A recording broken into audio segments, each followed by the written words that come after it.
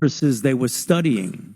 How? How do you know? You never went there. I'm telling you that the NIH funded research on these viruses. If someone else somewhere in China was doing something else, well, and that's the problem, because NIH didn't go there. You didn't get the reports that were needed. How in the world would you know? I'm going to go on to the next question. Well, you're not hearing what I'm saying. Dr. Morenz, your senior advisor for over 20 years, said in an email dated February 24th, 2021, I learned from your FOIA lady here now how to make emails disappeared when I am FOIA'd, but before the search starts, so I think we are all safe. Plus, I deleted most of these earlier emails after sending them to Gmail.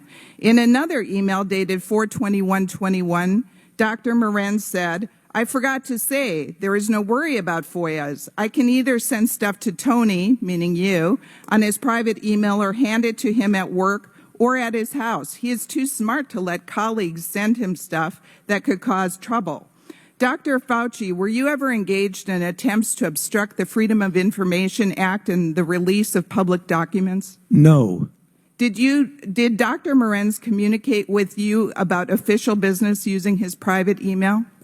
Official business? No.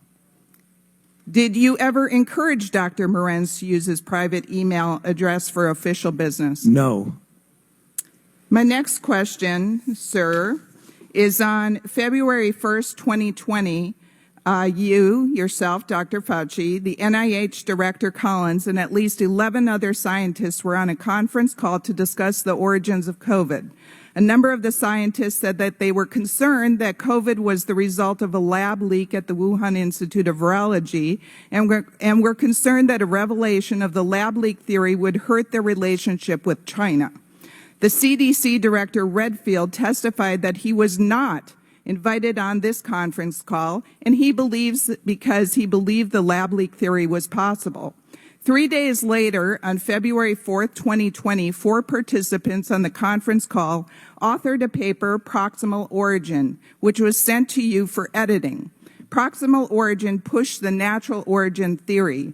On April 16, 2020, the NIH director, Dr. Collins, emailed you expressing dismay that the Nature Medicine article, which was based on proximal origin, didn't suppress the lab leak theory, and asked you for more public pressure to suppress the lab leak theory. The very next day, in response to Dr. Collins' request to suppress the lab leak theory, you cited the Nature Medicine article, which discounted the lab leak theory from the White House podium.